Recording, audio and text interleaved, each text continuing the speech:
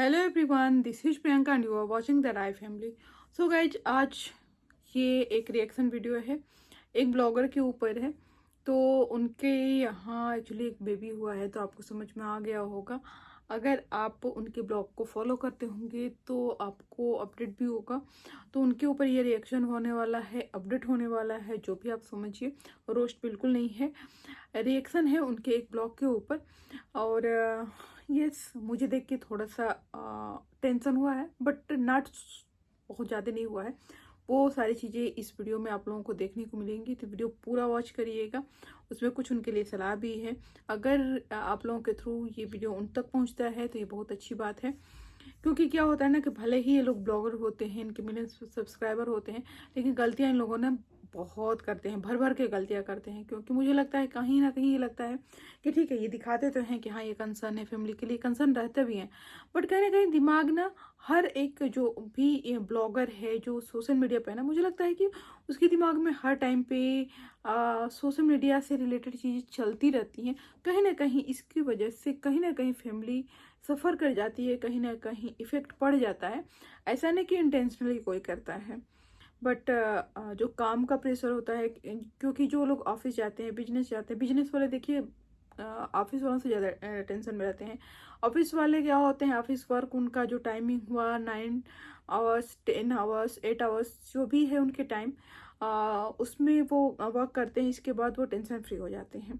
तो चलिए गाइज, ये वीडियो स्टार्ट करते हैं। वीडियो स्टार्ट करने से पहले मैं एक रिक्वेस्ट करती हूँ कि अगर ये वीडियो अच्छा लगेगा तो वीडियो को लाइक करिएगा। चैनल पे अगर इस वीडियो के थ्रू न्यू विजिट किए हैं तो चैनल को सब्सक्राइब करके बेल आइकन जरूर हिट करिएगा, ताकि न्यू वीडियो के नोटिफिकेशन टाइमली आप लोगों को मिलते रहे। चलिए वीडियो स्टार्ट करते हैं। तो ये वीडियो है अंकुश और स्वाति सक्सेना के ऊपर। अंकुश सक्सेना एंड स्वाति श्रीवास्तव के ऊपर। उनको एक कुछ दिन पहले ही बेबी गर्ल हुई। और वैसे भी लोग कहते हैं ना कि जब एक बेटा और एक बेटी हो जाता है तो फैमिली उसको कंप्लीट मानी जाती है।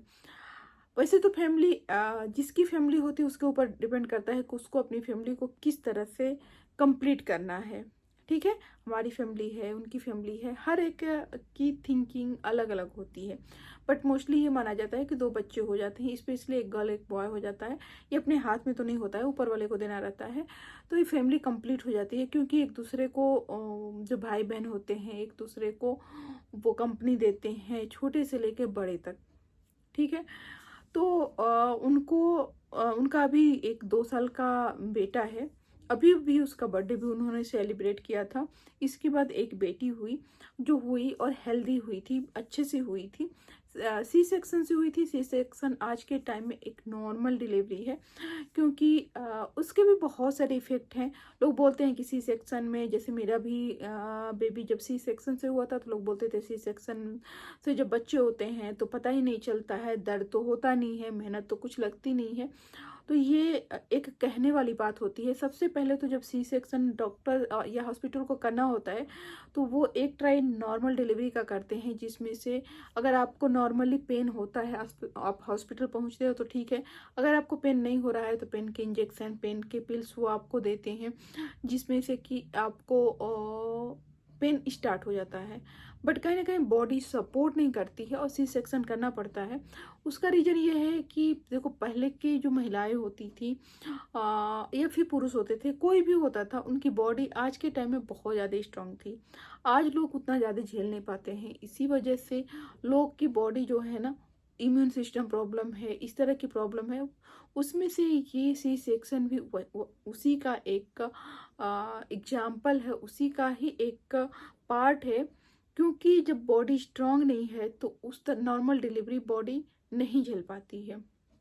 ठीक है, ऐसा नहीं है कि कोई भी माँ ये चाहती है कि वो नॉर्मल डिलीवरी ना करे या फिर उसका बच्चा हेल्दी इस दुनिया में अच्छे से आए। ये हर एक माँ चाहती है, पहले भी चाहती थी, आज की भी चाहती है। बट हाँ, ये जरूर है कि पहले की औरतों के बॉडी जो होते थे, स्ट्रांग होते थे, वो झेल लेते थे। अब के स्ट्रांग नहीं होते हैं। दूसरा रीजन ये भी है कि हॉस्पिटल में जो सी सेक्शन से डिलीवरी होती है उसके फीस चार्जेस ज़्यादा होते हैं। और क्योंकि वहाँ पे स्टे अब 6 डेज के स्टे करते हैं। जब सी सेक्शन होता है, नॉर्मली 3-4 दिन तो रखते ही रखते हैं। नॉर्मल डिलीवरी में क्या होता है, 1-2 दिन में डिस्चार्ज कर देते हैं, बट सी सेक्शन में मोस्ट, अगर बड़े हॉस्पिटल हैं और आपका कुछ हेल्थ इंश्योरेंस वगैरह है तो 6 दिन तो आपको रखते ही रखते हैं, ताकि वो अपना बिल बढ़ा सकें। नॉर्मली यही होता है।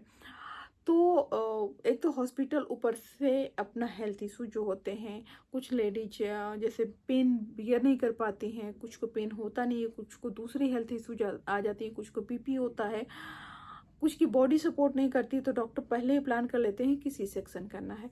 तो चलो ये तो बात अलग रही कि सी सेक्शन से हुआ, हेल्दी बेबी हुआ, घर आया। लेकिन बेबी को 6 दिन बाद जब इन लोग इंजेक्शन लगवाने लेके गए, क्योंकि 6 दिन के बाद एक इंजेक्शन लगता है डिस्चार्ज के बाद, जिसमें 3 इंजेक्शन लगते हैं। अब मैं भूल गई हूँ कौन कौन से होते हैं। तो एक बार मतलब रिमाइंड करना पड़ेगा, देखना पड़ेगा मुझे। तो तब तक बेबी अच्छा था, क्योंकि जब बेबी को हम कोई भी टीका लगवाने ले जाते हैं ना, वैक्सीन लगवाने, तो उस टाइम पे डॉक्टर पूरा उसका फुल चेकअप करता है, बॉडी चेकअप करता है, तो बेबी उस टाइम तक ठीक था।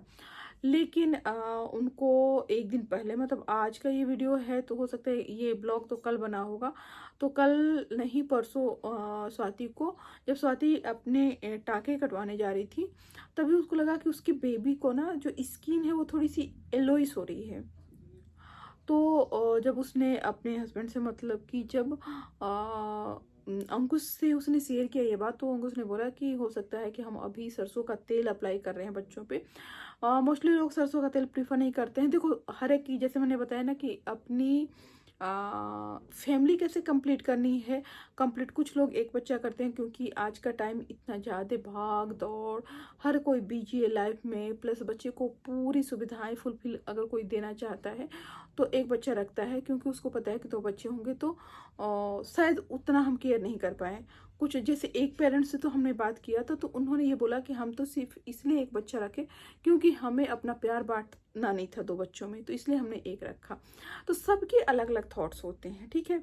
उसी तरह से जैसे बच्चे के ऊपर कुछ लोग मस्टर्ड ऑयल अप्लाई करते हैं, कुछ नहीं भी करते हैं। जैसे पर्सनली मैंने नहीं किया था मस्टर्ड ऑयल अप्लाई।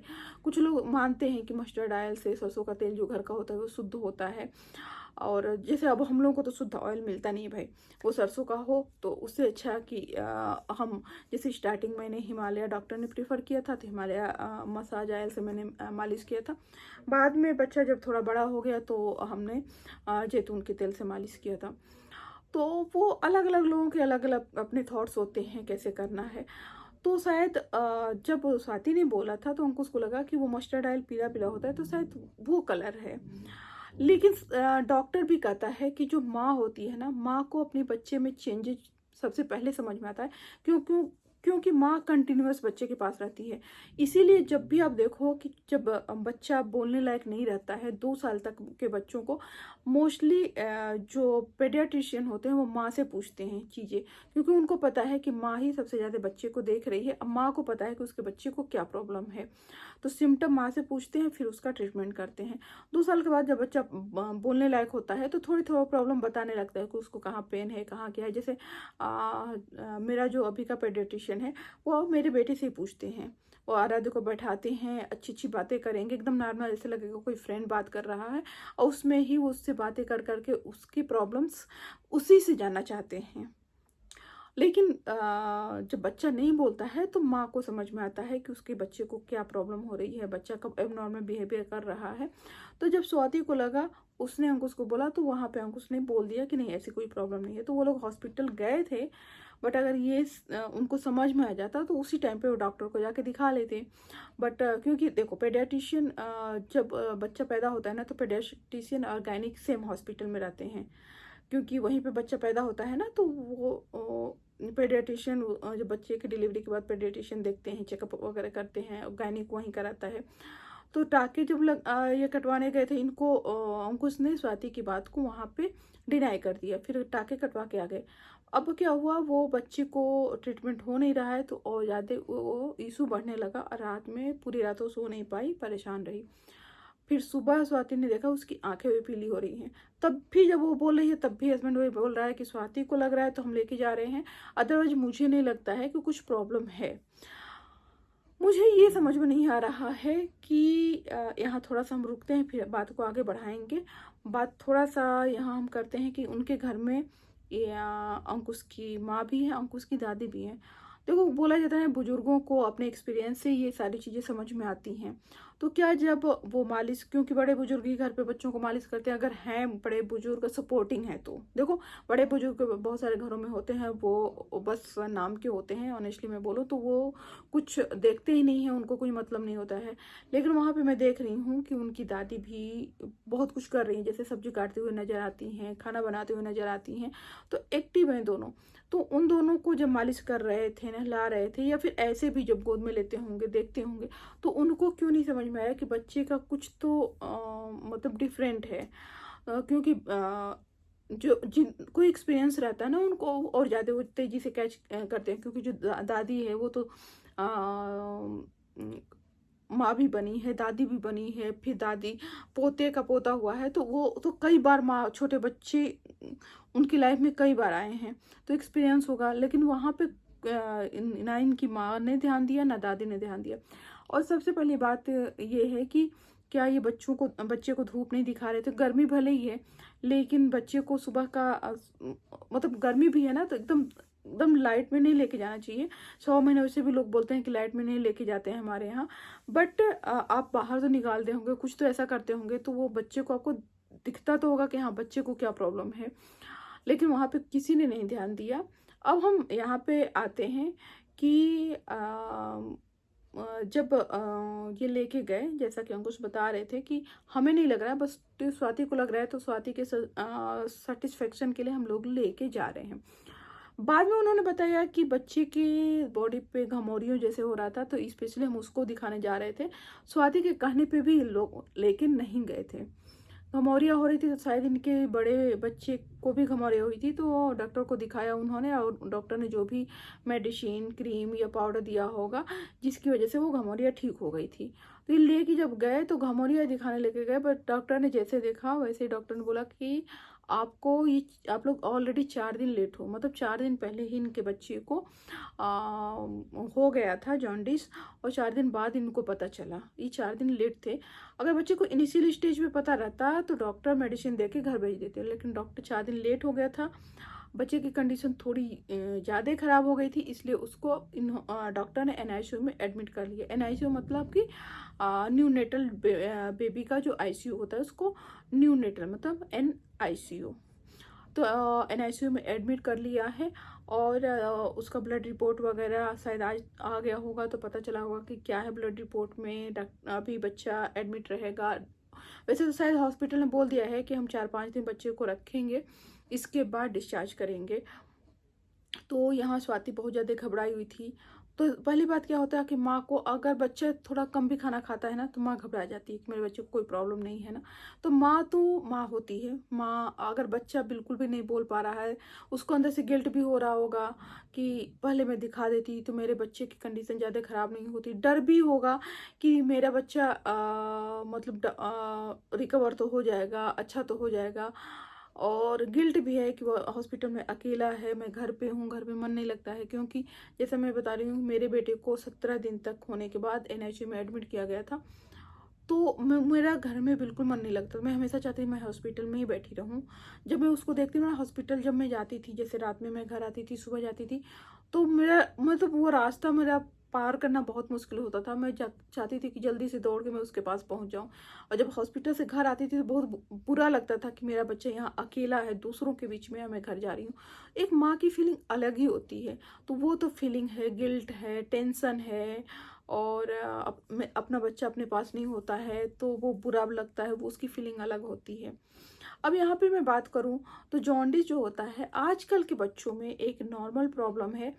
मोस्टली बच्चों को डिलीवरी के बाद कुछ तुरंत बाद या तो जॉन्डिस हो जाता है, या कुछ दिन बाद जॉन्डिस होता है।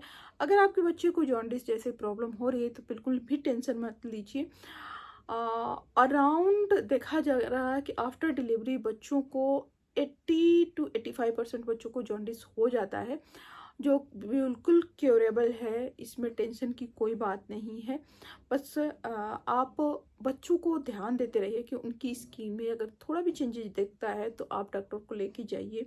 एक रूटीन चेकअप पे बच्चे को लेके जाइए, तो इनिशियल स्टेज में पता चलता है, जिससे कि बच्चे को एडमिट नहीं करना पड़ता है।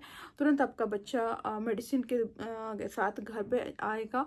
उसको थोड़े बहुत केयर की ज़रूरत होती है, वो नॉर्मली ठीक हो जाते हैं। कुछ बच्चों को पैदा होते ही जॉन्डिस हो जाता है और उनको NICU में एडमिट कर लिया जाता है। ठीक है, तो ये बिल्कुल क्योरेबल है, बिल्कुल टेंशन की बात नहीं है। एक माँ परेशान होती है, जैसा मैंने बताया कि माँ तो एक बच्चा कम खाना खाता है, 2 रोटी की जगह पे 1 रोटी खाता है, 1 रोटी की जगह पे अगर रोज 1 रोटी खा रहा है, उस किसी दिन आधी रोटी खाया या खाना खाने का मन नहीं किया, उस दिन भी माँ को टेंशन हो जाती है। तो ये माँ का प्यार एक अलग ही होता है। उस चीज़ को हटा दीजिए तो मुझे नहीं लग रहा कि बहुत ज़्यादा टेंशन की बात है, बाकी सब अच्छे से हो जाएगा। बट हाँ, इस केस में थोड़ा सा हम कहेंगे कि लापरवाही ज़्यादा हो गई, जिससे कि बच्चे को एडमिट करना पड़ा। हाँ, जॉन्डिस में बच्चे को एडमिट भी कर दे लेते हैं डॉक्टर, क्योंकि वो अपने अंडर गाइडेंस में रखने लगते हैं। तो बहुत ज़्यादा परेशान होने की ज़रूरत नहीं है। होपफुली कि बच्चा अच्छा हो जाएगा, जल्दी से घर आ जाएगा। सो गाइज, आज का ये रिएक्शन वीडियो। और मैं हमेशा बोलती हूँ कि भाई जो भी घर के बड़े बुजुर्ग होते हैं ना, तो बोलते जितना है प्लीज़ उतना आप देखो, अपने अनुभव शेयर करो। और नहीं समझ में आ रहा है तो आप बता दो कि मुझे नहीं समझ में आ रहा है। मोस्टली क्या होता है, जैसे अंकुश सर ने बोला कि मुझे नहीं लग रहा है कुछ हुआ है, तुम फालतू टेंशन में ले रही हो। तो इसकी वजह से 2 दिन इनका बच्चा लेट गया हॉस्पिटल, 2 दिन बाद बच्चा गया है। मतलब 1 दिन पहले पता चला, फिर कल लेके गए ये लोग, फिर एडमिट हुआ।